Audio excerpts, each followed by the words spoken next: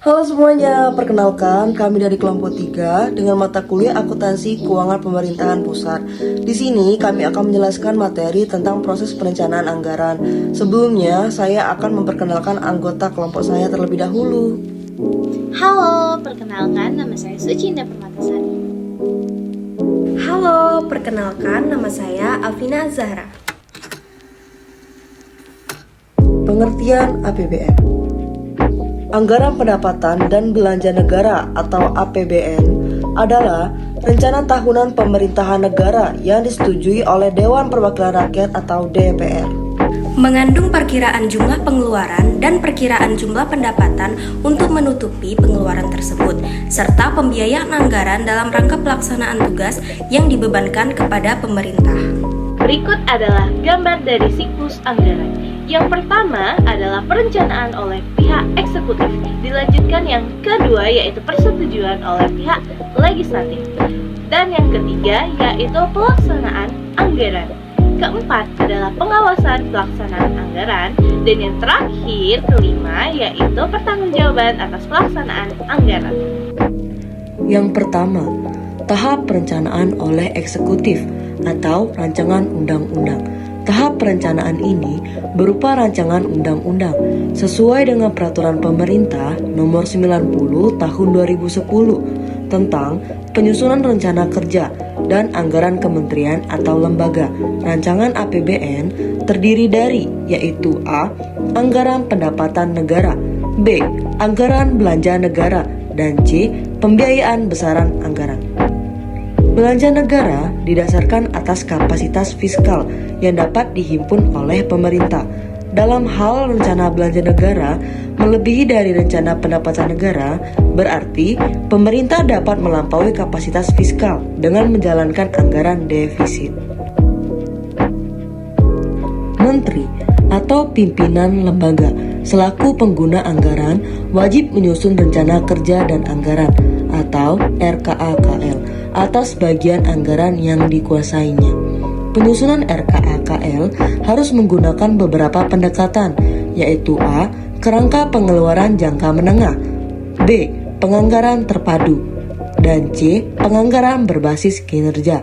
RKAKL disusun secara terstruktur dan dirinci menurut klasifikasi anggaran, meliputi klasifikasi organisasi, klasifikasi fungsi, dan klasifikasi jenis belanja. Penyusunan RKAKL menggunakan beberapa instrumen, yaitu A. Indikator kinerja, B. Standar biaya, dan C. Evaluasi kinerja. Menteri Pimpinan Lembaga menetapkan indikator kinerja setelah berkoordinasi dengan Kementerian Keuangan dan Bappenas. Tahapan penyusunan RKAKIL pada tahap ini terdapat langkah-langkah yang harus dilakukan. Yang pertama, penyusunan rencana kerja Kementerian Negara atau lembaga. Berdasarkan peraturan pemerintah nomor 20 tahun 2004 tentang rencana kerja pemerintah dan peraturan pemerintah nomor 21 tahun 2004 tentang penyusunan rencana kerja dan anggaran Kementerian Negara atau lembaga, Kementerian Negara atau lembaga menyusun renja KL mengacu pada rencana strategis Renstra Kementerian Negara lembaga yang bersangkutan dan mengacu pula pada prioritas pembangunan nasional dan padu indikatif yang ditetapkan oleh Bappenas dan Keuangan dengan urutan sebagai berikut. Yang pertama, Kementerian Keuangan menyusun kapasitas fiskal untuk penyusunan pagu indikatif tahun anggaran yang direncanakan, termasuk penyesuaian indikasi pagu anggaran jangka menengah paling lambat pertengahan bulan Februari tahun sebelumnya.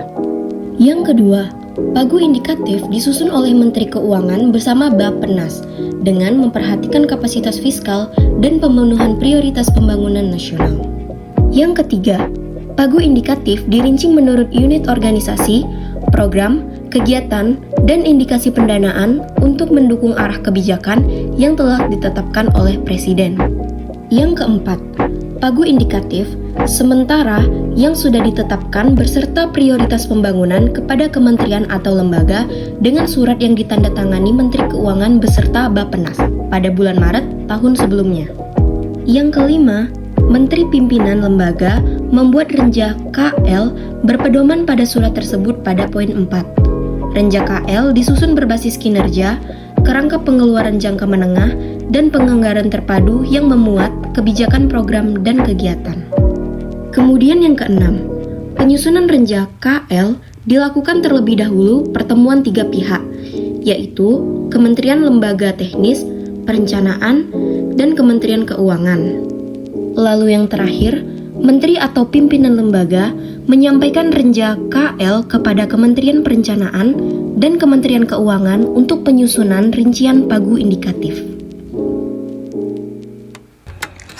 B. Penyusunan rencana kerja dan anggaran Kementerian Negara Lembaga atau RKA-KL dan penyusunan RKA-KL. Selambat-lambatnya, pada pertengahan bulan Mei, pemerintah menyampaikan kerangka ekonomi makro dan pokok-pokok pikiran kebijakan kepada DPR. Hasil pembahasan antara DPR dan pemerintah akan menjadi kebijakan umum dan prioritas anggaran bagi Presiden atau Kabinet yang akan dijabarkan oleh Menteri Keuangan dalam surat edaran atau SE Menteri Keuangan tentang pagu sementara. Menteri Keuangan menetapkan pagu anggaran KL dengan berpedoman pada kapasitas fiskal, besaran pagu indikatif, renjang KL, dan memperhatikan hasil evaluasi kinerja kementerian atau lembaga. Pagu anggaran KL menggambarkan arah kebijakan yang telah ditetapkan oleh Presiden, dirinci paling sedikit menurut unit organisasi dan program. Pagu anggaran disampaikan pada setiap kementerian atau lembaga, yaitu paling lambat akhir bulan Juni. Menteri atau pimpinan lembaga menyusun RKA-KL berdasarkan: yang pertama, pagu anggaran KL; yang kedua, renjang KL; yang ketiga, rencana kerja pemerintah atau RKP hasil kesepakatan pemerintah dan DPR dalam pembicaraan pendahuluan rancangan APBN; dan yang keempat, standar biaya. Penyusunan RKA-KL termasuk menampung usulan inisiatif baru, yaitu sebagai berikut. Yang pertama, penelaahan RKA-KL dalam rangka penetapan pagu RKA-KL yang bersifat final. Yang pertama, Menteri Keuangan mengkoordinasikan penelaahan. Lalu, penelaahan dalam forum antara kementerian atau lembaga dengan Kementerian Keuangan dan Kementerian Perencanaan. Yang kedua, penelaahan dilakukan secara terintegrasi yang meliputi kelayakan anggaran terhadap sasaran kinerja yang direncanakan dan konsistensi sasaran kinerja atau lembaga dengan RKP. Lalu yang ketiga, penelaahan diselesaikan paling lambat pada akhir bulan Juli. Yang ketiga, penyusunan anggaran belanja. RKA-KL hasil telaah Kementerian Perencanaan dan Kementerian Keuangan menjadi dasar penyusunan anggaran belanja negara. Belanja negara disusun menurut azas bruto yang berisikan bahwa tiap kementerian negara atau lembaga selain harus mencantumkan rencana jumlah pengeluaran, harus juga mencantumkan perkiraan penerimaan yang akan didapat dalam tahun anggaran yang berjalan. Yang keempat, penyusunan perkiraan pendapatan negara pada prinsipnya disusun oleh Kementerian Keuangan dibantu Kementerian Perencanaan dengan memperhatikan masukan dari kementerian negara atau lembaga lain, yaitu dalam bentuk perakiraan maju penerimaan negara bukan pajak atau yang disingkat dengan PNBP. Yang kelima, penyusunan rancangan APBN. 1. Kementerian Keuangan menghimpun RKA-KL hasil penelaah untuk digunakan sebagai bahan penyusunan nota keuangan, rancangan APBN, dan rancangan undang-undang tentang APBN, serta dokumen pendukung pembahasan rancangan APBN. 2. Pembahasan nota keuangan, rancangan APBN, dan rancangan undang-undang tentang APBN dalam sidang kabinet. 3. Nota keuangan, rancangan APBN, dan rancangan undang-undang tentang APBN disampaikan oleh pemerintah kepada DPR pada bulan Agustus. Yang kedua, tahapan persetujuan anggaran oleh legislatif atau undang-undang APBN. Nota keuangan dan rancangan APBN beserta himpunan RKAKL yang telah dibahas dalam sidang kabinet disampaikan pemerintah kepada DPR selambat-lambatnya pada pertengahan bulan Agustus untuk dibahas dan ditetapkan menjadi Undang-Undang APBN selambat-lambatnya pada akhir bulan Oktober. Penyelesaiannya melalui beberapa tingkat, yaitu sebagai berikut. Tingkat pertama, pada tingkat ini penyampaian keterangan atau penjelasan pemerintah tentang rancangan Undang-Undang APBN dalam pidato Presiden pengantar rancangan Undang-Undang APBN di depan sidang paripurna DPR. Tingkat 2. Pada tingkat ini dilakukan pandangan umum dalam rapat paripurna DPR di mana masing-masing fraksi mengemukakan pendapatnya mengenai rancangan Undang-Undang Anggaran Pendapatan dan Belanja Negara atau RUU APBN dan keterangan pemerintah. Jawaban pemerintah atas pandangan umum tersebut biasanya diberikan oleh Menteri Keuangan. Tingkat 3. Pada tingkat ini dilakukan pembahasan dalam rapat komisi, rapat gabungan komisi, atau rapat panitia khusus. Pembahasan dilakukan bersama-sama pemerintah yang diwakili oleh Menteri Keuangan. Tingkat 4. Pada tingkat ini diadakan rapat paripurna DPR yang kedua. Pada rapat ini disampaikan laporan hasil pembicaraan pada tingkat 3 dan pendapat akhir dari masing-masing fraksi DPR. Selanjutnya, DPR menyetujui RUU APBN. Pada kesempatan ini, DPR mempersilakan pemerintah yang diwakili oleh Menteri Keuangan untuk menyampaikan sambutannya berkaitan dengan keputusan DPR. RUU APBN yang telah disetujui dan disahkan oleh Presiden menjadi UU APBN. Tahap pelaksanaan anggaran oleh eksekutif. 3. Tahap pelaksanaan anggaran oleh eksekutif. A. Undang-Undang APBN yang disetujui oleh DPR dan disahkan oleh Presiden.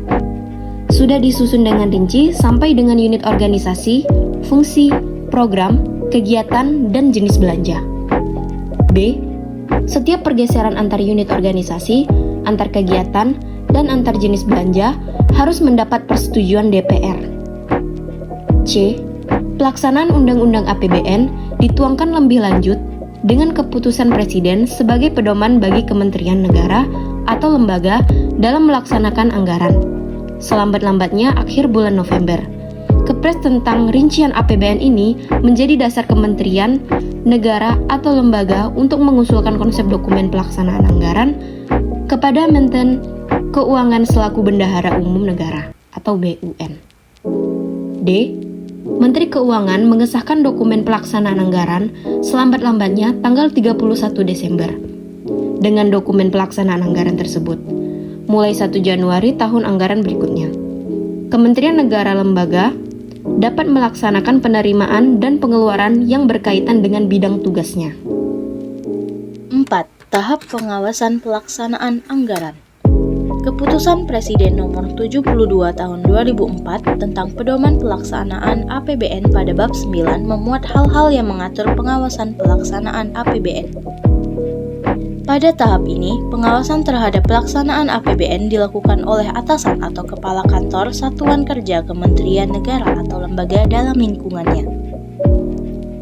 Selain pengawasan yang dilakukan oleh pihak eksekutif, terdapat pula pengawasan yang dilakukan oleh DPR atau legislatif baik secara langsung maupun tidak langsung. Pengawasan secara langsung dilakukan melalui mekanisme monitoring berupa penyampaian laporan semester 1 kepada DPR. Laporan tersebut harus pula mencantumkan prognosa untuk semester 2 dengan maksud agar DPR dapat mengantisipasi kemungkinan ada atau tidaknya APBN perubahan untuk tahun anggaran yang bersangkutan. Pengawasan tidak langsung dilakukan melalui penyampaian hasil pemeriksaan BPK atas pelaksanaan APBN kepada DPR. Pemeriksaan yang dilakukan BPK menyangkut tanggung jawab pemerintahan dalam melaksanakan APBN. 5. Tahap pertanggungjawaban atas pelaksanaan anggaran. Presiden menyampaikan rancangan undang-undang tentang pertanggungjawaban pelaksanaan APBN berupa laporan keuangan yang disusun atas dasar realisasi yang sudah diaudit dan diberi opini oleh BPK. Laporan keuangan disiapkan selambat-lambatnya 6 bulan setelah berakhirnya APBN tahun anggaran yang bersangkutan. Laporan keuangan terdiri dari laporan realisasi anggaran, neraca, laporan arus kas, dan catatan atas laporan keuangan yang disertai laporan perusahaan, negara, dan badan lainnya. Kesimpulan, anggaran pendapatan dan belanja negara atau biasa yang kita kenal dengan APBN adalah rencana keuangan tahunan pemerintahan negara yang disetujui oleh Dewan Perwakilan Rakyat atau DPR. Mengandung perkiraan jumlah pengeluaran dan perkiraan jumlah pendapatan untuk menutupi pengeluaran tersebut, serta pembiayaan anggaran dalam rangka pelaksanaan tugas yang dibebankan kepada pemerintah. Pada proses perencanaan anggaran, ada 5 tahap siklus perencanaan anggaran yang diberi tugaskan dan dibebankan kepada pemerintah, yaitu yang pertama, tahap perencanaan anggaran oleh eksekutif, yang kedua, tahap persetujuan anggaran oleh legislatif, yang ketiga, tahap pelaksanaan anggaran, yang keempat, tahap pengawasan pelaksanaan anggaran, dan yang kelima, tahap pertanggungjawaban pelaksanaan anggaran. Dengan adanya proses perencanaan anggaran ini bertujuan untuk menyatakan harapan atau sasaran perusahaan secara jelas dan formal, sehingga bisa menghindari kerancuan dan memberikan arah terhadap apa yang hendak dicapai oleh manajemen.